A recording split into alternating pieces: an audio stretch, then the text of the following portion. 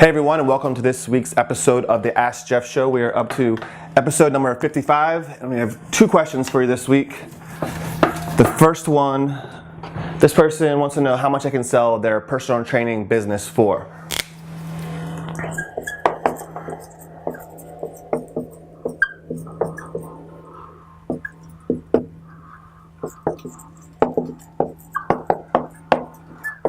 So first of all, one of the follow-up questions I had was, do they own their own space? Do they have other trainers working for them? And they were saying they're making, and then how much is the business making? So they said they're making about $6K a month. No trainers working for them. And then they're renting space. So normally when you go to sell your business, especially at this level or anything under $1 million, you're really probably 99% of the time you're going to do an asset purchase agreement. So all you're really selling is all of your assets. So here you'd have no employees, no lease. All you really have is the revenue that your one-on-one clients, are bringing in. So you're not going to get a ton of money, for this.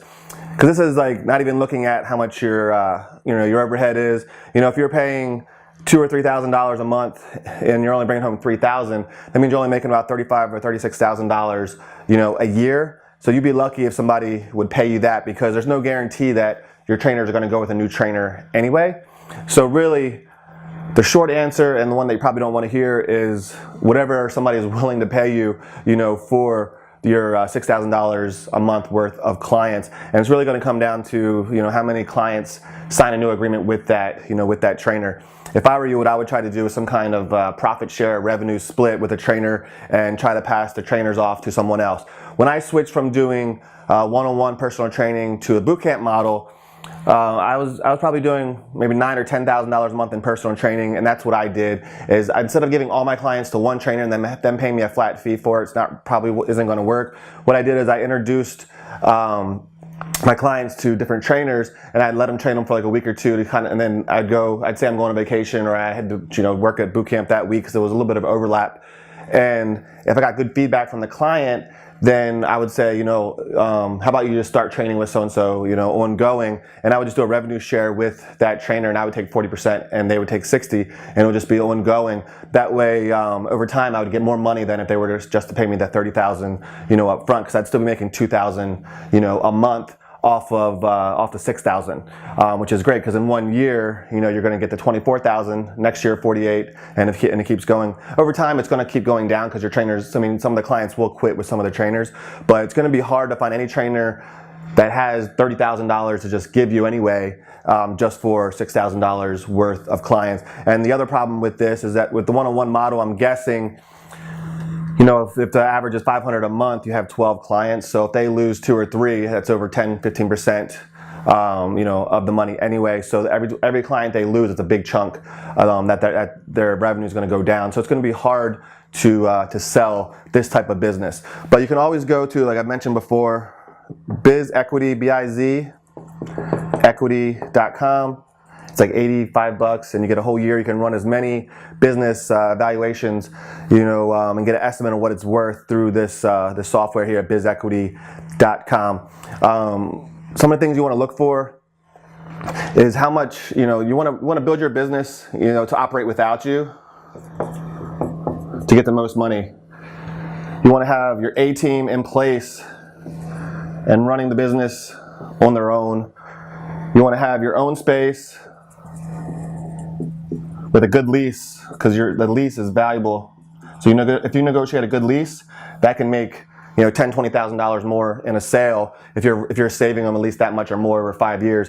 Because if you say you've been renting space for 3 or 4 years and the price has tripled, since then, and here in Orange County it has over the last 4 or 5 years, then you're only your rent only growing at a certain percentage each year, you're probably at a really good deal. So being able to sell that lease to a new owner is going to be really valuable, because instead of paying $12,000 to $13,000 a month, they might only be paying $6,000 or $5,000. You're saving them $5,000 to $6,000 every single month just from your lease. So having a good lease is really going to increase the equity or the value of your business. But Just to recap, if you have a $6,000 personal training business, the best thing to do is find 1, 2, or 3 trainers and just match your clients up with those trainers and do a profit share. And over time, you're probably going to get more than you will if you find one trainer that's just willing to give you, $30,000, $40,000, dollars for it, because most trainers just don't have that kind of cash laying around.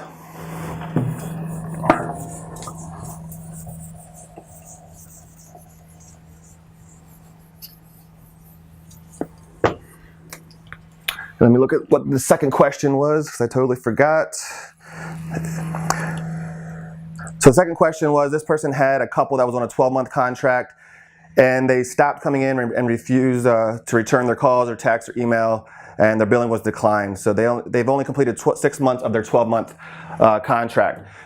So when it comes down to it, yeah, we have a 12-month agreement form is what I call it. They're agreeing to come in, for 12 months, and you're agreeing to give them a discount. I look at it more as like a loyalty program, where if they make the whole 12 months, they save $50 per month, for the whole 12 months, or $600 on the year.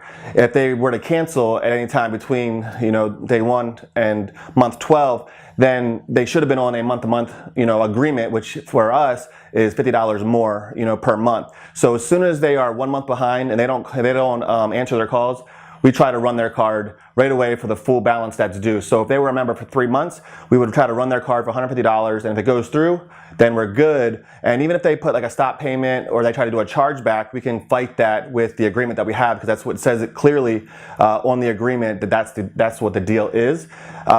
If you are a member of Fitness Marketer Lab, we have that agreement form in there, and you can model that for your own program. So how do you hold clients accountable to 12-month agreements? So the first thing is, again, we don't do contracts, because we're in the service-based business, we're in a people business. Like, if you're going to force somebody to come in, and if you're even successful in doing that, do you think they really want to come in somewhere they don't want to be and work out with someone they don't want to work out with, and just they're going to be a cancer to your business? They're coming in with a bad attitude, if they were to even come in at all. So that's why we don't even do contracts. Our job is to love them up, give them, lots of results, give them a community, a second home where they have lots of friends and they want to be there all the time as much as possible. So that just doesn't happen, or if it only happens a very little bit. Second, I want my marketing to be so good that if I do have somebody that's disgruntled or wants to leave, I give them an opportunity to leave by following the rules, which is paying the $50. But if they were to just disappear, and then after 2 or 3 attempts of collecting the money, they still didn't go, then I would just replace them easier than it would be to collect that money. And you're going to replace them with somebody that's excited, somebody that's motivated, somebody that's much more positive. It's going to be a much more positive, environment with the new person than with the old person. With that being said, you don't want people to walk all over you. So there are companies out there that you can, that will try to collect, for 3 or 4 months on your behalf, and then if they do collect, you give them a percentage of what they collect. You can do that if you like. We try to run their card. Sometimes they'll pause their card, and then we'll wait like a month, or every month we'll try to charge it again for like 3 months, and then after that we just let them go. But you can hire a company that will do that for you, and then just pay. They usually don't charge up front. They usually just charge a percentage of what they collect. So I would either which is what I would do, is try to charge the card for 3 months. If it doesn't go through for 3 months in a row, we just let it go, and we replace them with new people, replace with new clients. It's much faster, much more positive experience than trying to go back and collect old money, because they're not going to be coming in any longer anyway. B, you can hire a company to do it.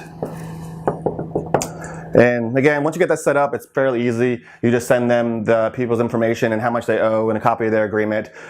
Just eliminate this from the beginning. Don't have a contract, because we're in the people business. If they don't want to be there, we don't want them there. Like, we don't want to force them. It's just going to be uncomfortable for everybody. So turn your contract into an agreement, more like a loyalty card, like a loyalty plan, and explain that to them in the beginning. If you make it the whole 12 months, then you save $600. If you were to cancel at any time, then it just reverts back to a month-to-month membership, and that would have been $50 more, and that's okay. You just pay the difference, get that month-to-month caught up, and then you can quit.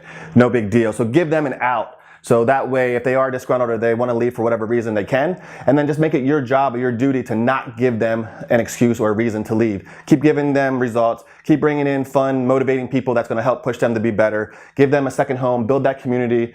Do things outside of the gym, like mud runs and obstacle course races, 5Ks. Hike. Do like hikes and stuff like that. You can even do socials or happy hours as well. Don't give them a reason to quit, and you'll be just fine. And that's all I have for you guys this week, and I'll talk to you soon.